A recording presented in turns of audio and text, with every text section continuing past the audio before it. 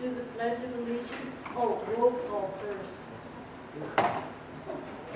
Everybody's here but Matt Mashaw. All right. I believe we have to call it to order first, and then we'll do the pledge. Call to order. And I'll do the Pledge of Allegiance. I Pledge allegiance to the flag of the United States of America and to the republic for which it stands, one nation, under God, indivisible, with liberty and justice for all. Hey, did you do that?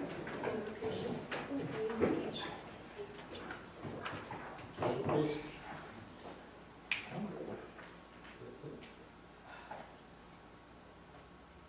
Father, thank you for bringing us together today for today's meeting. May we do the right things in making decisions for our community and for our citizens.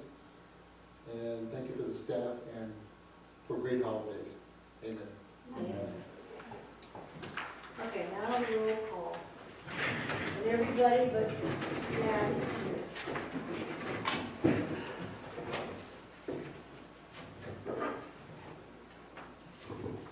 First order of business, of course, will be the swearing in of our vice chairman. Your last one. Go stand on the front.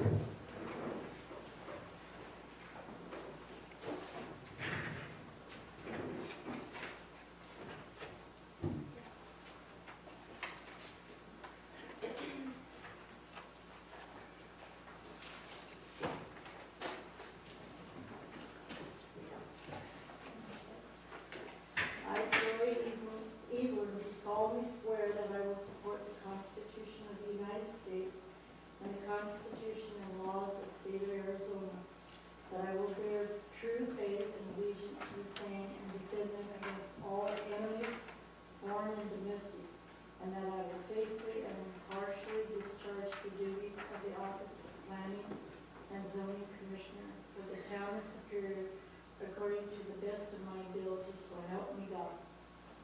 Thank you. Melanie, smile. All right, thank you. Okay.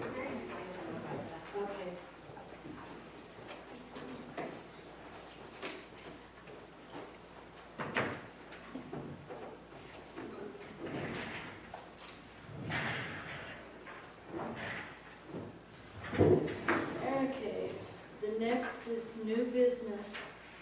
Discussion possible approval of resolution of 2019-01.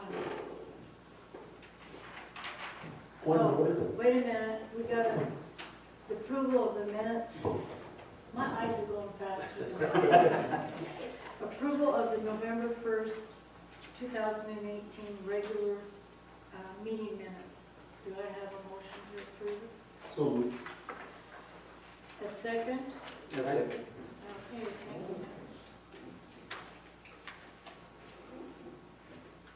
Okay, now down to the new business. Discussion possible approval of resolution 2019-01. A resolution of the Planning and Zoning Commission of the Town of Superior recommending that the town rezone property from urban residential R1-5 zone district to planned development zone district. And do we go on to the next one, or do you want to wait on that? No, we would discuss and take action on this one first. Okay. Can we ask questions now? We do have a developer. I have a couple of questions. Real estate agents here. if you'd Oh, like. okay. That's what I was gonna ask.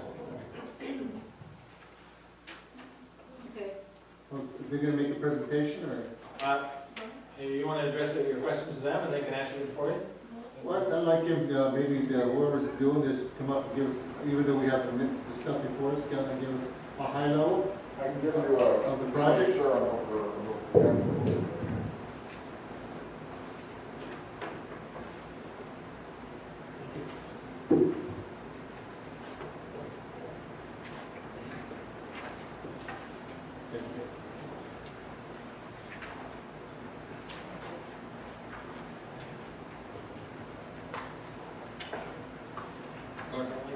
Thank you.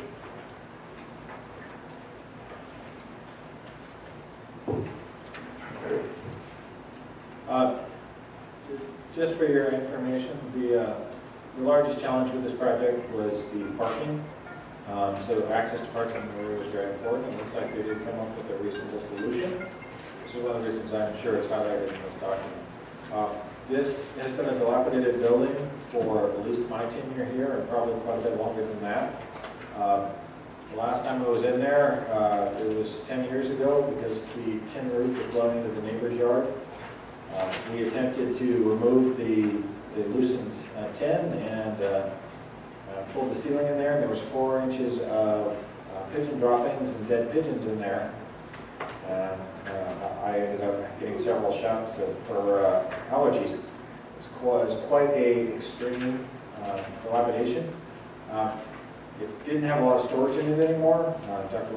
Little cleared most of the storage out last time we were in there. But this is definitely a positive for the community. And it's required a little flexibility on the engineers to figure out solutions to some of the problems that came up considering it. But all in all, it seems to be a well thought out and attractive plan. So I would, and the engineers are both recommending that you approve this resolution. Can we ask for some questions? Would someone from the developer like to come up and answer questions? Yes, I wanted to ask you, are we going to use primarily, what type of funding mechanism are we going to use? Are we using public funds or private funds? It's all private. All private. I was there today at the building, checking out the site there. Used to be a Boy Scout troop used to meet up there back in the day when I was a kid. I spoke with one of the descendants that used to run a store there. John Paul Pettis' mom, that used to be run by William Padilla back then. He opened up a store in 1944. The store closed in 1959, and that was due to a long strike that occurred here. They sold all the equipment out of it. But prior to that, I was trying to get some history on the building itself. I then was told to speak with Ray Ramirez, but he wasn't home, so I spoke with Manuel Sanchez, who lives on Sunset. He's 90 years old, lived in the area, and I asked him about it. He said, you know what, Henry, that building's been there, give or take, 1920, he says. Give or take, Magna Hotel was built in 1912. I looked at the structure of the building itself. I don't know, of course you have. I've seen the back walls are bowed out, the sides are bowed out. You see the plaster coming down. It's made out of adobe. My question is, are we going to have a structural engineer, or have you talked to a structural engineer concerning the integrity of the building, since we're going to have families up there? Yes. Yeah, Absolutely. okay. In the plans there, it doesn't talk about the structural condition of the building. The plans are what we're going to be doing. Sure. The structure itself, though, if you look inside and outside and in the basement and everything else, you'll see that it's still structurally very sound. There might be some need for some reading. Oh, well, explain to me. Yeah, I apologize. Go ahead. So, I was Is that there. mic on? Can you check for me? Make sure it's- Is it working? Okay.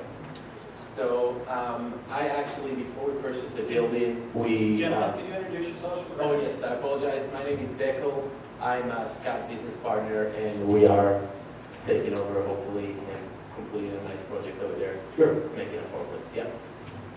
So, before we purchased the building, in our period of time of inspection, yeah, we did call a company, and they checked the structure, and everything was fine, and But we don't have do we have any kind of proof of that? We don't have it on. Was it cleared through, say, a structural engineer, or do we have any stamp of approval, or what are we looking at? basically, he was offering us the option to go deeper and get the more detailed Sure. inspection. But Yeah. overall, he was looking over there for a few hours, and he told us that everything is amazing. He cannot even believe how well the building is holding itself. Sure. With including So we space. will have some type of approval from from him indicating that the building's good to go? I don't think it will come from him.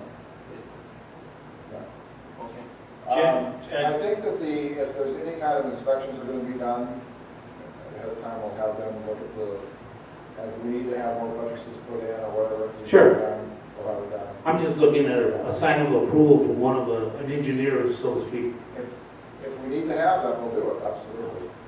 just for a point of order, that will be required for the building permit. The building permit review will look at the structural issues before it's issued and make sure that it will probably, because it's a It's a 100-year-old building, is why Yeah, I'm asking the questions. It's gonna be required, most likely to have stamp plans for this. So they'll have to go through that process with the county. For this, this application is just the zoning amendment, the use, the Yeah. use. But they will have to go through that with Canal. No, it's a great project, you know, but I'm just looking at the technical aspects of it. And that's definitely something that we'll have to deal with the building department in Penocon. Well, Sure. one thing that we looked at today, actually, when I was out there looking at the roof lines, it's like a brand new structure. If there was any kind of non-integrity in the walls, it would be evident in the roof lines. There would be a little bit of dip here and there. I don't see anything. It's absolutely perfect. So in 100 years, that building was built very, very well. Yeah. In 1920 or whatever, 1925 or 30 or whatever. Yeah, I'm not an engineer, that's why I'm Yeah, asking. I know, but it seems to be really. And that, again, that will be required. Canal County will do all those safety checks and they'll have to be inspected on every phase. No, that's good. That's part of their part of our process. Before they can go to that process, they need a letter from us stating that we've approved the zone change.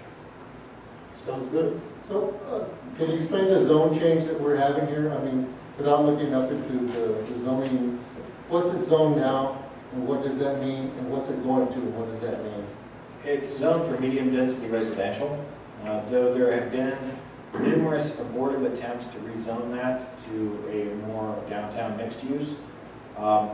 And it never actually made it all the way through the process. Part of them were approved in the general plan, so it's allowed in the general plan, but it is not reflected in their zoning code. That means generally you can rezone it. If it's allowed in the general plan, you can rezone it to the proposed use. You just have to apply for it. So this use is compatible with the general plan, and it is a upgrade from it'd be a high-density residential, so it requires a special PD, a plan development plan. It wouldn't fit into one of our existing zoning codes. It is a bit of it's a shoehorning project. When you take an old building, you don't have the option of designing it to your ideas, especially these old lots. You have to work with what's there. And so they worked with the engineers and came up with this plan. Again, the biggest challenge was parking, because there isn't a lot of parking available on that lot. It looks like they did come up with a good plan for that.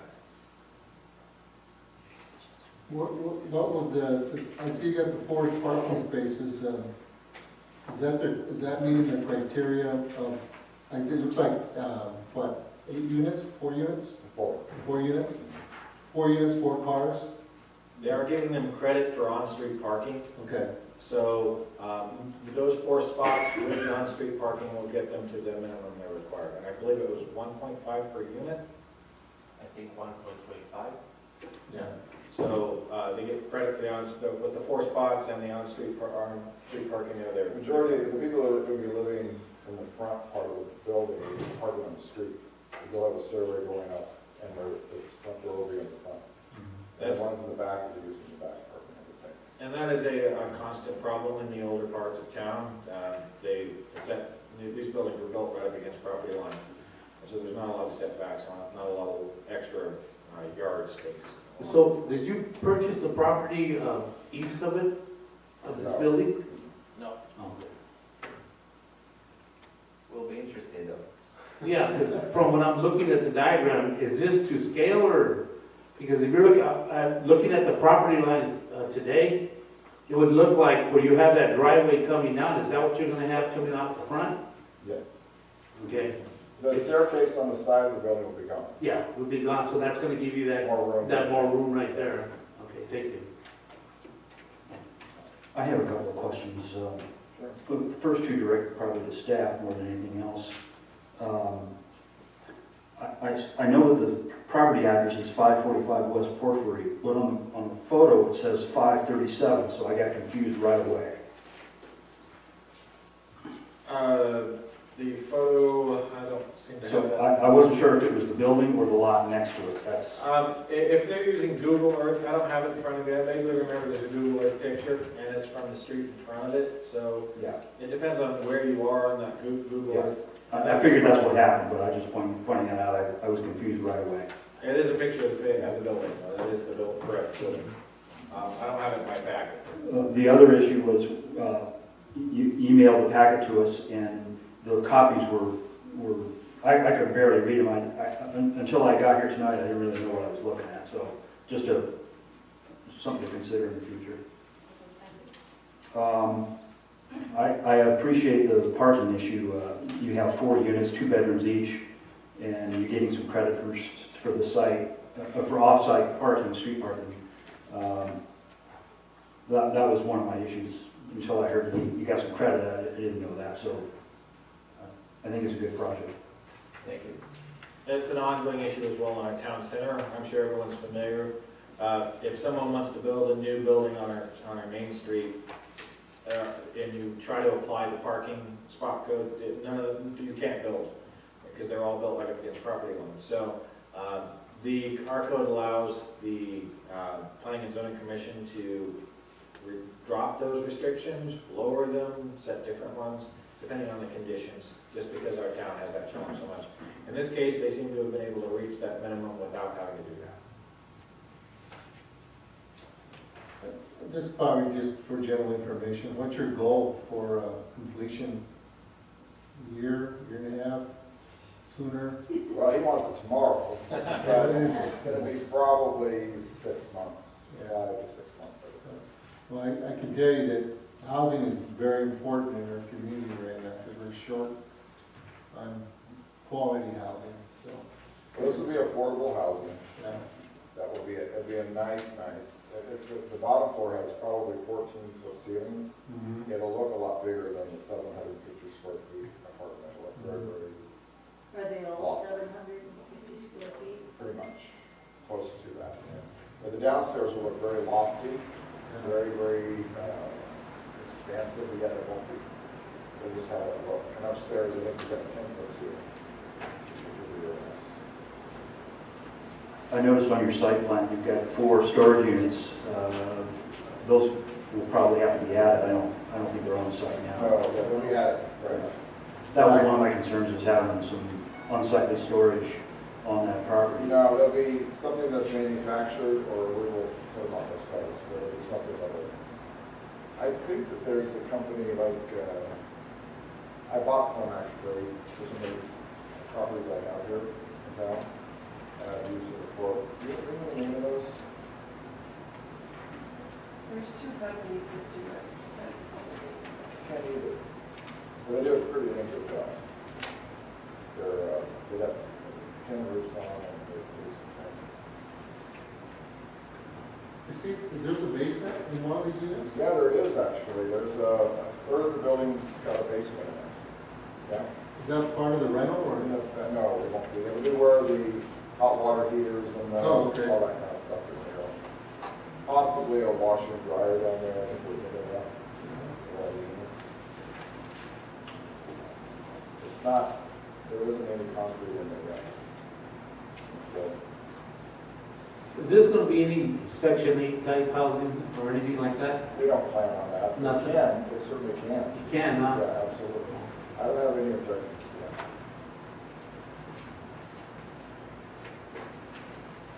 I appreciate you bringing these.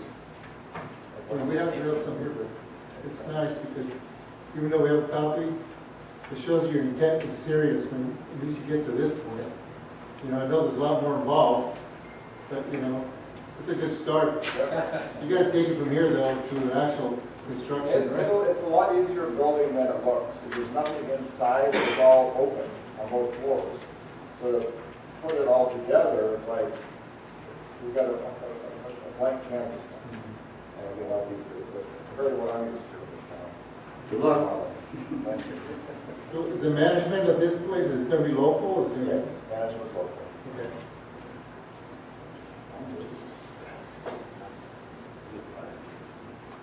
I'm satisfied.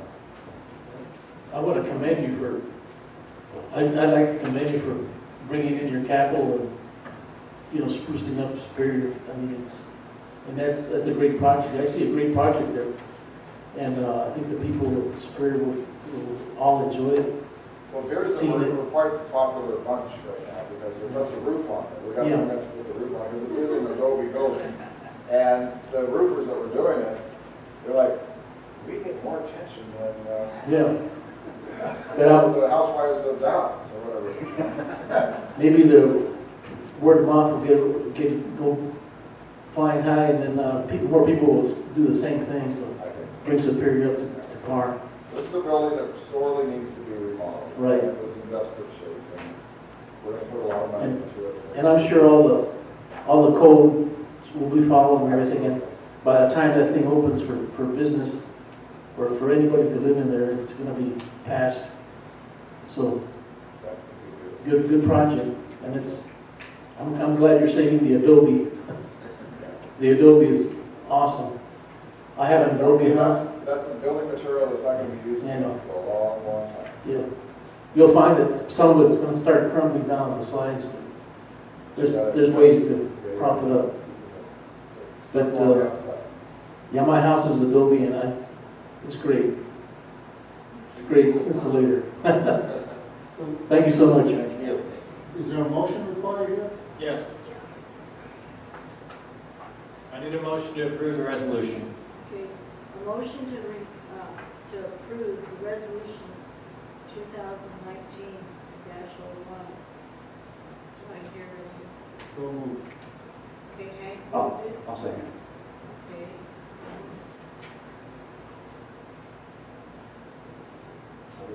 Oh, everybody's got to vote? You can say all in favor? Aye. All those in favor? Okay, it's passed. Any dissenters?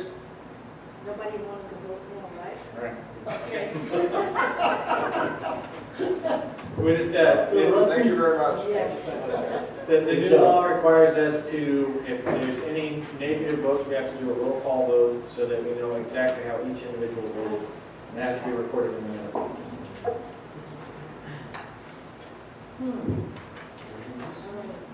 The next thing is a discussion on section 13.11 in reference to the RV storage.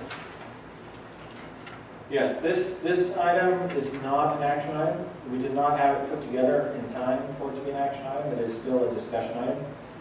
It has posting requirements, of course, and we weren't able to get those done in time. We would, however, like to get your early read on this document to find out whether you think this would be an approach you want. What has happened is there are a number of stored RVs in town on lots where they cannot get the RV behind their house. There's no space for it, there's no way to get around the backside. And our current code says, it has about one line. It says you can only store an RV behind the front line of your house. And that's pretty much it. You can't live in it, and there's no living in it anywhere in town. This would allow you to put it, as long as it's within the front setback, you can put it in your yard. So if the front setback in an R15 neighborhood is 20 feet, it has to be 20 feet back from the front line of the property, which allow a little more flexibility and let people store their RVs a little bit more than they have in the past, without cluttering up the street and blocking view paths. You can store only, it lists some more stuff about junk automobiles. This is a little duplicate. It's already in the 10, section 10 of the town code. It has a similar requirement that you have to have the vehicle obscured. You are allowed to cover it with a tarp as well, but that's in town code. But this just clarifies a little bit what that you can have the vehicle as long as you can't see it from the street. You have a 6-foot fence. It allows someone to store their RV in front of your house for 15 days if you get a permit from me or from the zoning administrator. So you can come in, request a temporary use permit, and store your RV in front of your house. If you say you just got it out of storage, take it on a camping trip, and you want to load the coolers and do all that stuff, you can bring it to your house, park it there for a short period, and then as long as it's out within 15 days, it's okay. It can go to 180 days if this commission approves it. So they would have to come here with an application, and Planning and Zoning Commission would hear their case and decide whether or not to allow them the permit. Todd, can I ask you a question on Sure. that? So what happens after, in one of those periods, they just keep on reapplying for a 180-day permit? No, it cannot exceed 180 days. I thought they could have the permit. Huh? I thought they could live in their RV unit if they were remodeling their house. That's one of the items that I also saw, that you can get a temporary use permit for if you have an actual current building permit. This has been abused mightily in the past. So it's one of those things we still want to require a temporary use permit. Because there are people who get a remodeling, a permit to redo the electrical in one room in their house, and then they put an RV in front of the house for a year and just leave the permit open. That is something, it's a loophole we don't want to open too wide. So we still need to have language in there that if they go over the 15 days, they need to come here and get a permit. You can live in it for 15 days. Anybody can do that. Come in, say you've got a relative's coming to town and you want them to stay in your RV at your house. We could give you a permit to do that for up to 2 weeks, 15 days. And if there is some special circumstance that you absolutely need to do it for 45 days, you can come get a permit from the Planning and Zoning Commission to do that. Right now, there are very few ways you can live in an RV. There's either a building permit or there is you have to be in an RV park. There are no other ways you can do it. So our code is very inflexible, and when we send our code enforcement officer out to start writing tickets, he would have to write tons of tickets. There's RVs everywhere in town, and there aren't clear solutions on how these residents are supposed to deal with it. There's no RV storage place in town that we can take it to.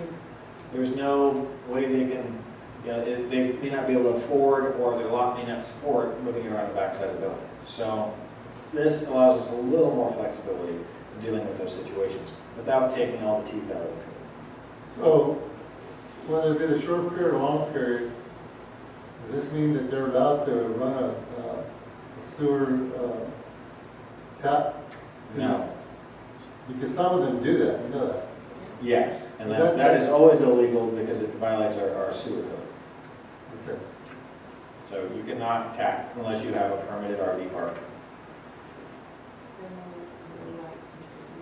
There No lights? are, No lights that's to what be. it's supposed to be, but there are ones, properties, because I own that has, where you can dump. And if those were properly permitted before the zoning code, or before the town code, there's not much we can do about a lot of those. I mean, a lot of them were put in when the sewer original taps were put in and stuff. And it's not like we can go back retroactively and enforce this.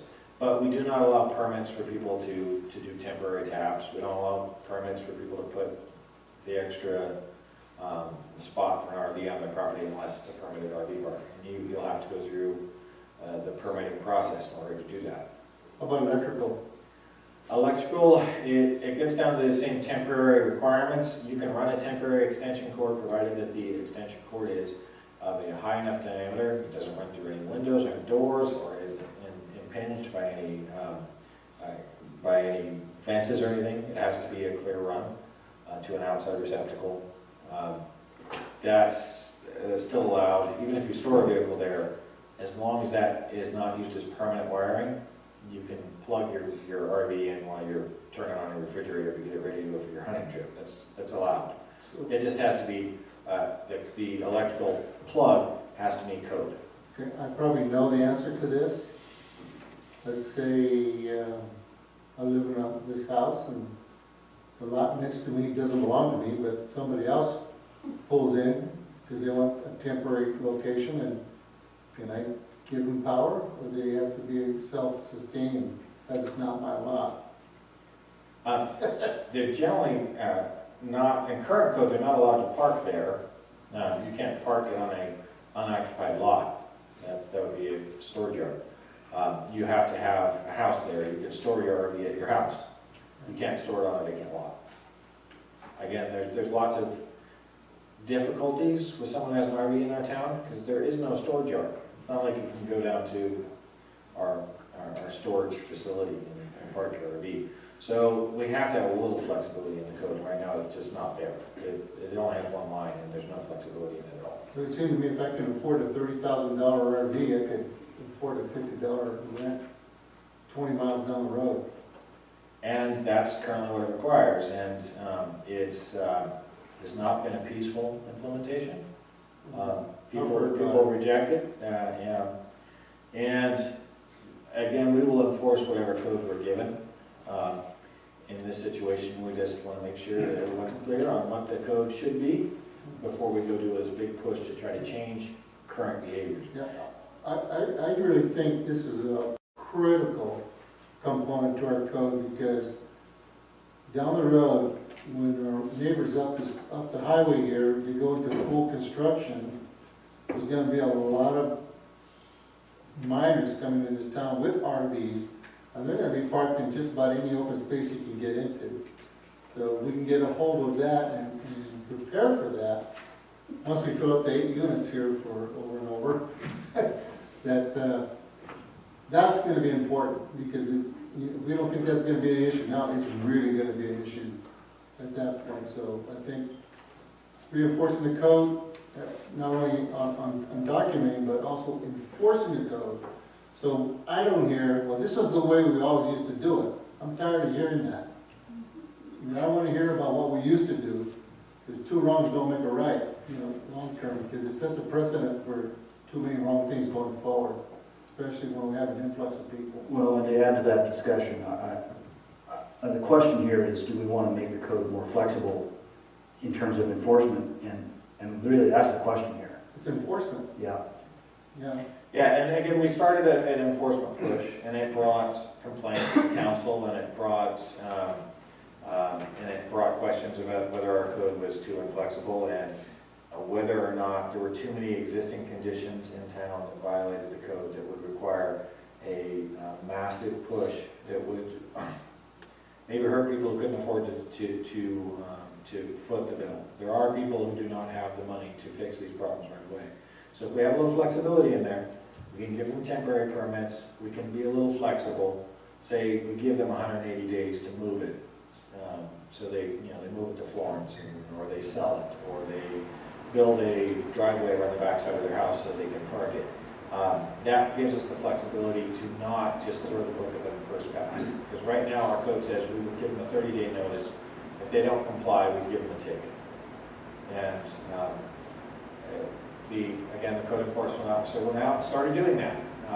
And it turned out to be quite a contentious issue. So all that we have been reviewing it, Councilman Armitage took lead on discussing it with the engineers, and our town engineer prepared this revision based on what other towns do. It doesn't take all the teeth out of our code. You still can't store an RV at your house forever, but it gives us a little time maybe to work with them and come up with other solutions. I think the problem is more acute in the highways because of construction of lots. There are a few lots up there where you can meet the new design in the code to bring them back. So there's some hostilities in the highlands. But at the end of the day, it's like we all have our property values that we're concerned about. Because once they park them on that driveway, they leave them there for 6-8 months. It's no problem. Well, we've got a couple of years, because first of all, it's like the visibility, not only visibility of the neighborhood, you can't see, driving up and down the street. But as we know, for planning and zoning code, we can't write code for one neighborhood, we have to write for Yeah, I the town. know, I totally. So if we apply that to the entire town, there are dozens, if not more, that are in violation, there isn't a quick and easy path to get them in compliance. Well, I'll just give you an example of what it means to the community, the people that live take the Highlands. The big challenge with the Highlands is it is a community designed to have CCNRs and it doesn't have any. The homeowners association was never activated. So the more restrictive code that you would normally have in a homeowners association isn't present. So you have town code, and that's the only method for enforcement. Town code isn't as restrictive at all as the CCNRs and HOAs would be. That being said, we want to make sure that we've been trying to enforce that code and we've been getting a bit of pushback, but not just there. You go through the entire town, you will find many cases where this will have to be applied. And giving the code enforcement officer a little more flexibility will make it less confrontational and less of a massive all-at-once push. Generally, when you try to do that, when you try to make culture change overnight, you alienate the people you're trying to regulate. Tom, I reviewed City of Globe in Miami, they have their parking issues because they, like us, are an old mining community that wasn't built like in a planned development like Kearney. And they have designated areas where they don't allow parking out on the street, just for that reason, for emergency vehicles, safety hazards that may occur with people crossing the street and what have you. Just from what Hank's saying, I understand you go through his area where he lives, it's a very narrow street. When it was developed, it wasn't developed, say like, I went to Kearney the other day where they have ample parking in their lots because that was a planned development, larger lots.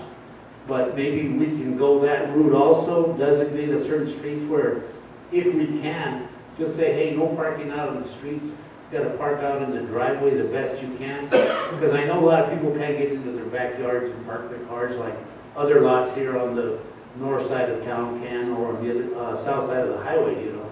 But maybe that's something we could look at. I think another thing we should do is have an open forum discussion where we can get people to come in.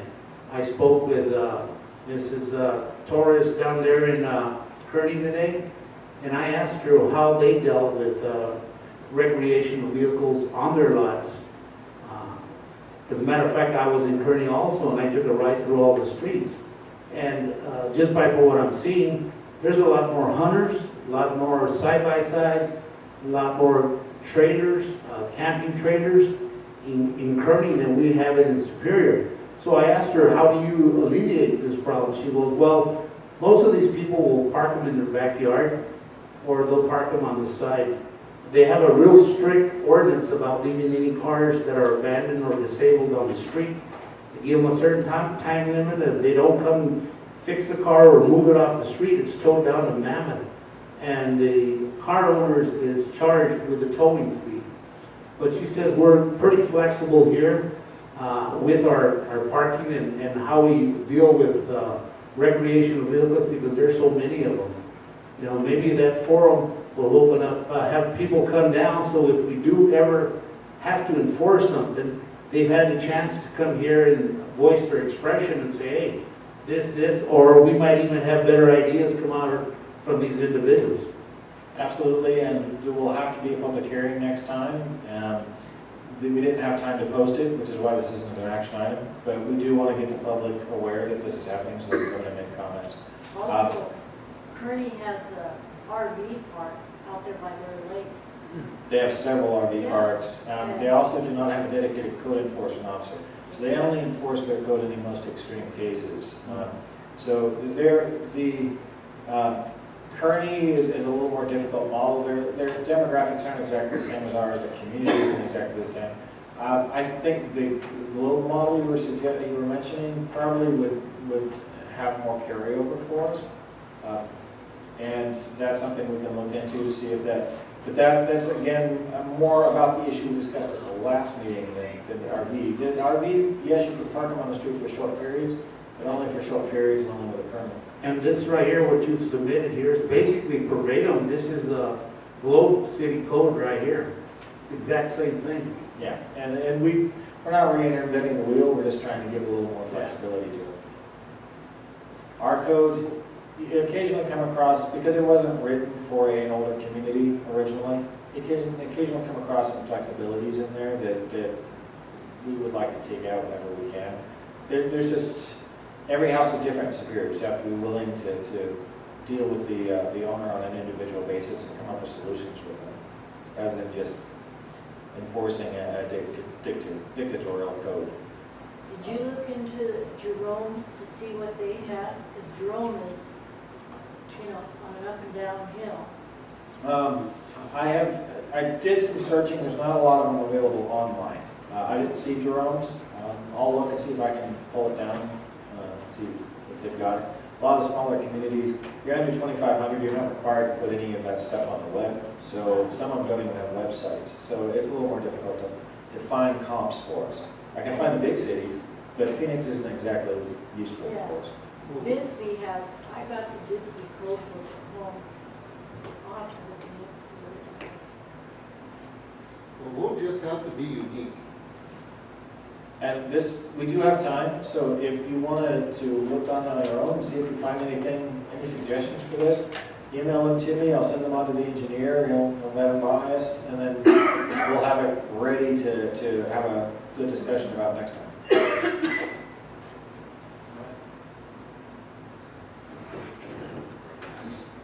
Okay, call, any other discussions on this?